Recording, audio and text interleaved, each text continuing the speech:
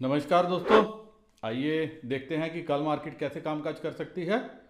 लेकिन एनालिसिस शुरू करने से पहले डिस्क्लेमर है कि एनालिसिस खाली जो है लर्निंग पर्पस के लिए है। मेरी तरफ से कोई बाय सेल का रिकमेंडेशन नहीं है। कुछ भी खरीदने बेचने से पहले अपने फाइनेंशियल एडवाइजर की मदद ले लीजिएगा। आपको होने वाले प्रॉफिट लॉस के लिए मेरा चैनल किसी भी तरह से जिम्मेवार नहीं है। दोस्तों, आज मार्केट में क्या हुआ जो पिछले कई दिनों से रिपीट होता आया है, गैप अप के बाद पुट्स में ओपन इंटरेस्ट में अच्छा खासा एडिशन और उसके बाद मार्केट जो है लेवल काटती चलती है, ऊपर आती जाती है। और कल मार्केट क्या करेगी?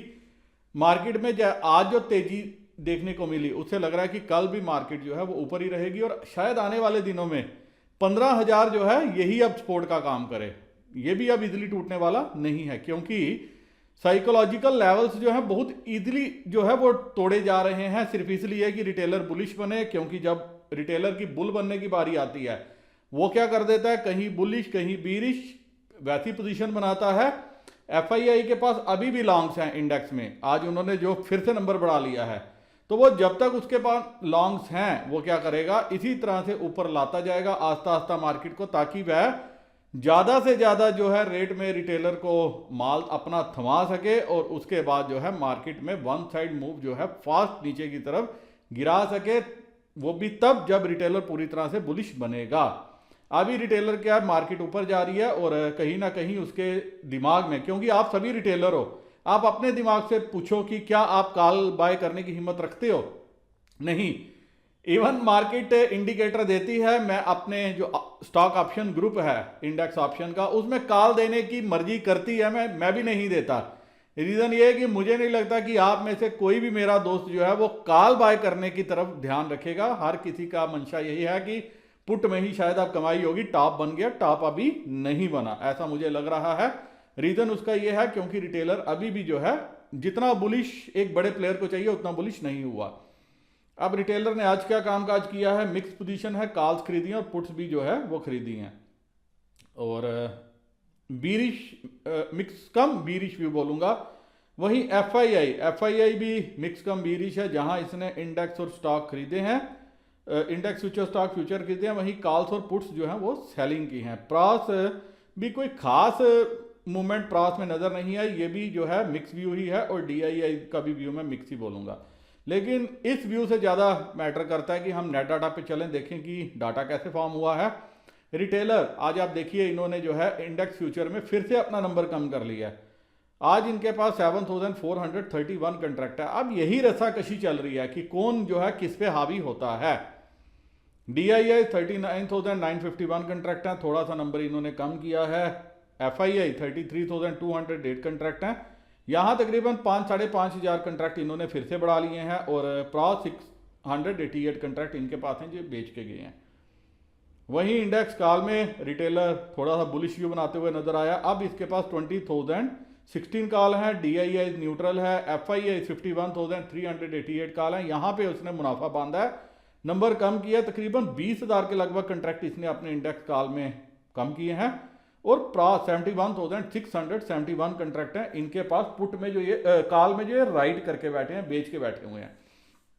वहीं पुट साइड में देखिए, रिटेलर ने आज जो पुट उसने बेची हुई है वो, हालांकि जो नजर में आता है कि वो दिन भर पुट में जो है खुलते ही बैठता है। आप देख सकते हैं 1,80,000 जो है लॉन्ग्स थे, उसके सामने 1,57,581 शॉर्ट है। और बाकी जो लॉन्ग उसने किए थे उसमें जो ऑलरेडी राइटिंग थी उसमें मुझे लग रहा है कि उसने मुनाफा बांधा। अब उसके पास 45,600 कंट्रैक्ट हैं। और एक खुशी की बात भी है कि रिटेलर अभी इतना ज्यादा उथल पुथल एक्टिव नहीं है। लग रहा है कि कल और परसों 2 दिन अब ये तबाही करेगा।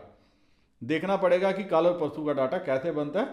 वहीं डीआईआई 8,653 कंट्रैक्ट है, नंबर इन्होंने कम किया। एफआईआई 94,114 कंट्रैक्ट, इन्होंने भी अपना नंबर कम किया। प्रॉस के पास 57,167 कंट्रैक्ट हैं। वहीं स्टॉक फ्यूचर में देखिए, क्लाइंट्स के पास 5,34,422 कंट्रैक्ट हैं। डीआईआई इसके पास 7,77,345 कंट्रैक्ट हैं जो इन्होंने बेचे हुए हैं। और एफआईआई 1,58,075 कंट्रैक्ट हैं, नंबर इन्होंने बढ़ाया है। और प्रॉस 84,848 कंट्रैक्ट हैं, नंबर इन्होंने कम किया है। चलते हैं दोस्तों सीधा ऑप्शन चेन पे और देखते हैं कि कल मार्केट की कैसे डायरेक्शन जो है रह सकती है। लेकिन उससे पहले मैं कल ट्रेड आज भी मैं लास्ट मोमेंट पे देख रहा था, शायद मैं कल भी लेने की कोशिश करूंगा। मेरे को कोटक बैंक की कॉल देखूंगा। अगर कोटक बैंक की कॉल तकरीबन 1960 की स्ट्राइक की अगर मेरे को नीचे के दामों में मिलती है, तकरीबन इसकी 60-62 रुपए पे क्लोजिंग है, अगर ये 50-1 रुपए के दाम पे मिलती है तो मैं शायद 5-10-10-1 रुपए के लिए कोटक बैंक की कॉल खरीदूंगा 2 से 3 लाट। और साथ में मुझे रैमको सीमेंट्स, अगर ये कॉल मुझे नीचे मिलती है तकरीबन 920 रुपए की स्ट्राइक की, तो मैं ये 2 कॉल्स की कल की प्लानिंग मैंने बनाई हुई है जो मैं कल बाय करना चाहता हूं। इसके अलावा एक मेरी टीसीएस पे नजर है, क्योंकि टीसीएस ने काफ़ी अच्छी मूव दी है। तो टीसीएस की 3200 की स्ट्राइक भी है जो मैंने अपने रडार पे लाई है। मैं देखूंगा कि ये कल क्या मूव देता है। शायद 3200 की स्ट्राइक जो है कॉल, क्योंकि जो इंडेक्स में नहीं मिल पा रहा वो स्टॉक में आप कमा सकते हो। स्टॉक्स में मूवमेंट अच्छी है, 1 या 2 लाट भी अगर प्ले करोगे तो अच्छा जो है पैसा बन सकता है। वैसे मैं आपको बता दूं, कुछ दिन पहले 3-4 दिन पहले मैंने कोटक की 1840 की कॉल जो है अपने रडार पे लाई थी, इवन मैंने बाय भी की थी और मैंने जल्दी मुनाफा बांध लिया उसमें से। वो जो कॉल है तकरीबन 140 रुपीज़ की गई थी, जो 3 दिन पहले 60-65 रुपए में थी। तो दोस्तों मुझे लग रहा है कि स्टॉक की ज़्यादा मूवमेंट जो है वो चल रही है आज की डेट में एज कंपेयर टू इंडेक्स, क्योंकि इंडेक्स जिस लेवल पे खुलता है एक लेवल कटता है, उसके बाद पुट में एडिशन शुरू हो जाता है और सारा दिन हम बैठे रहते हैं और मार्केट में कोई जो है मूवमेंट नज़र नहीं आती। अब चलिए सीधा चलते हैं ऑप्शन चेन पे और देखने की कोशिश करते हैं कि कल मार्केट कैसे कामकाज कर सकती है। तो दोस्तों आप देख सकते हैं कि यूएस मार्केट अभी तेज़ी से कामकाज कर रहे हैं। वहीं एसजीएक्स निफ्टी भी जो है वो क्लोजिंग से काफ़ी ऊपर है, तकरीबन 50-60 पॉइंट की बढ़त बनाए हुए है। और बाकी वर्ल्ड मार्केट भी हरियाली ही दिखा रही हैं। इवन ब्राज़ील हल्का सा माइनस में है, -37 पॉइंट, लेकिन बाकी सारी मार्केट्स जो हैं वो अच्छा कामकाज कर रही हैं। तो इसका मतलब ये हो गया कि अगर यूएस मार्केट यही तेज़ी से क्लोज हुई तो हमारी मार्केट एक और गैप अप के लिए तैयार है। अब आज कामकाज क्या हुआ ये भी नज़र मार लेते हैं। आज एक बार देखिए एफआईआई ने एक बार फिर से बाइंग की है 1876 करोड़ की, सामने से डीआईआई ने सिर्फ 504 करोड़ की सेलिंग की है। बाकी की सेलिंग हमारे किसने की है? रिटेलर्स ने की है। अब चलते हैं सीधा निफ्टी के ऑप्शन चेन पे और देखने की कोशिश करते हैं कि कल जो है मार्केट कैसे कामकाज कर सकती है। दोस्तों निफ्टी की क्लोजिंग हुई है 15,115 के लेवल पे, 15,100 के ऊपर। अब हमें सीधा चलना है 15,100 की स्ट्राइक के ऊपर, देखें कि क्या हुआ है। आप देखिए 15,000 पे 27,000 कंट्रैक्ट हैं, जिसमें से 18,280 कंट्रैक्ट आज ही जुड़े हैं। तो क्लियर कट ये क्या हो गया, ये सपोर्ट का काम करेगा। और इससे भी पहले 15,100 ही सपोर्ट बन गई है। आप ये भी देखिए 20,564 कंट्रैक्ट टोटल ओपन इंटरेस्ट है, जिसमें से 19,620 ये आज जुड़े हैं। आप समझ सकते हो कि मार्केट में हो क्या रहा है। ये जो पुट में एडिशन है खुलते ही, ये तो जाते जाते ओपन इंटरेस्ट में शेड हुआ है कुछ, नहीं तो ये खुलते ही ये जो पोजीशन बन रही है दिक्कत ये कर रही है, क्योंकि जो पीछे आपने देखा था वो कॉल्स में बन रही थी और अब किस में बन रही है? पुट में बन रही है। वहीं 15,100 की कॉल पे 29,000 का ओपन इंटरेस्ट है। आल तो 15,100 जो है यही रेजिस्टेंस का लेवल भी है और सपोर्ट 15,000 पे है, लेकिन मार्केट ने इसके ऊपर क्लोजिंग दी है 15,100 के ऊपर। तो नेक्स्ट लेवल क्या है? ये वाला 15,200। क्लियर कट आप देखिए कॉल्स में इतना जो है इंटरेस्ट नहीं है लोगों का जितना आपको पुट में नजर आएगा। आप सारी कोई भी स्ट्राइक उठा के देखिए, इवन दूर दूर तक क्या हो रहा है, खाली पुट, ये सारा आप देख रहे हो कि पुट में इवन 15,300 की किसी ने सोचा ठीक है अब यहाँ तक नहीं जाएगी, हम यहीं से मुनाफा कमाएंगे। तो अगर कल गैप अप ओपन हो जाती है 15,200 के ऊपर या 15,180 के ऊपर, वो 220 के ऊपर टिकना शुरू करती है, तो आप देखोगे ये 15,200 के ऊपर ही फर्दर एडिशन स्टार्ट हो जाएगा पुट पे। फिर मार्केट जो है 15,200 के नीचे नहीं आएगी।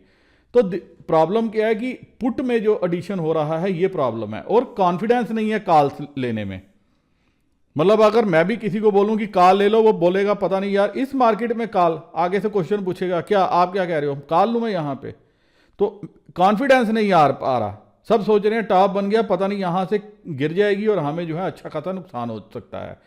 लेकिन जो रेंज है जो कल के लिए मैं मान के चल रहा हूं वो 15,100 तो पहले ही सपोर्ट है और फॉलोड बाय 15,000। तो जो रेंज रह सकती है वो 15,000 से लेके 15,300 की रह सकती है। और अगर एक बार जैसे गैप अप का दौर चला हुआ है, यही गैप अप हो गया तो फिर आगे 15,200 सपोर्ट होगी और 15,300 तो टच करेगी। और उसके बाद भी आपको एक्शन देखना पड़ेगा कि क्या यहां पे तो नहीं कुछ खेल शुरू हो गया 15,300 की पुट में। तो क्लियर कट क्या है, मार्केट बाय ऑन डिप्स की है, लेकिन डिप इतना आ ही नहीं रहा कि हम बाय करके चलें। गैप अप होती है और गैप अप के बाद उस गैप को सस्टेन करना शुरू कर देती है। लेकिन भूलना भी मत कि मार्केट ने गैप पीछे बहुत छोड़ दिए हैं, तो जब ये गैप भरने पे आएगी तो बड़ी फास्ट जो है गैप फिल करेगी। फिलहाल अभी मार्केट तेजी के मूड में है, तो अगर आप तेजी खेल सकते हैं तो वेल एंड गुड, नहीं खेल सकते तो साइड पे बैठ के फायर बर्स्ट का नज़ारा लीजिए।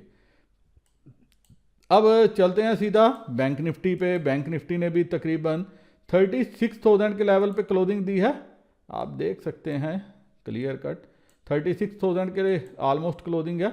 अब 36,000 पे ही हम सीधा चलेंगे। वैसे तो जो जाते जाते डाटा बना था वो गैप डाउन की तरफ इशारा कर रहा था कि कल गैप डाउन हो सकती है 300-400 पॉइंट का, लेकिन अभी यूएस मार्केट को देख के लग रहा है कि शायद एक गैप अप के लिए मार्केट तैयार हो रही है।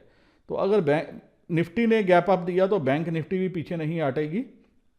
लेकिन यहां पे क्या आप देख सकते हैं 36,000 इसी लेवल पे क्लोजिंग हुई है। 36,000 यहां भी सेम कहानी है, अपने आप में ही जो है रेजिस्टेंस है, लेकिन मार्केट ने इसी के आसपास जो है वो क्लोजिंग दी है। तो अब आपको क्या देखना है कि कल मार्केट गैप अप होती है या गैप डाउन होती है। अगर गैप अप होती है तो एक बार के लिए जो आज इसने ये वाला लेवल टच करने की कोशिश की थी, ये यहां तक जाने की कोशिश कर सकती है। क्लियर कट 36,151 कंट्रैक्ट हैं, जिसमें से ये सारे आज जुड़े हैं। तो मार्केट क्या करेगी, यहां तक आने की कोशिश करेगी, लेकिन प्रॉस ने कॉल राइटिंग की हुई है, ये सारी कॉल जो है ये प्रॉस बेच के गया है। तो प्रॉस कोशिश करेगा कि मार्केट को वापस से नीचे लाने के लिए। और सपोर्ट कहां पे है, आप देखिए कि पुट में यहां पे थोड़ा सा कंफर्ट है, यहां पे 20,000 है, 22,000 है और 25,000 पे ही क्या है रेजिस्टेंस है। तो अगर मार्केट एक बार के लिए इन्हीं लेवल के आगे पीछे या थोड़ी सी ये गैप डाउन होती है तो एक बार के लिए आपको 35,500 की तरफ आते हुए नजर आ सकती है। क्यों, फिर उस केस में आप देखोगे कि 36,000 की कॉल पे फर्दर एडिशन स्टार्ट हो जाएगा। गैप डाउन में 36,000 की कॉल पे एडिशन स्टार्ट हो जाएगा और यही क्लियर कट जो है वो रेजिस्टेंस का काम करने लगेगी। अगर गैप अप होती है तो आपको क्या करना है, वेट करना है, अगर डाटा पे नजर रखनी है। अगर डाटा साथ दे तो एक बार के लिए आप 36,000 की पुट जो है वो लेके चल सकते हो, और अगर 36,500 तक जाए तो आप 36,500 की पुट भी ट्राई कर सकते हो एक बार के लिए।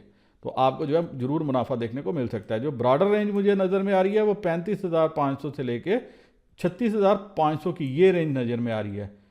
आपको सिर्फ ये नज़र रखना है कि गैप अप होता है या गैप डाउन होता है। जैसे भी होता है तो अकॉर्डिंगली आपने जो है कॉल या पुट में अगर ट्रेड लोगे गैप अप या गैप डाउन का फायदा लेके तो आपको मुनाफा देखने को मिल सकता है। इसी के साथ दोस्तों ये वीडियो मैं यहीं ख़त्म करने ज़्यादा चाहता हूं। उम्मीद करता हूं कि आपको एनालिसिस के बेसिस पे कुछ मुनाफा देखने को मिले। लेवल्स का ध्यान रखिएगा और अकॉर्डिंगली ट्रेड लीजिएगा।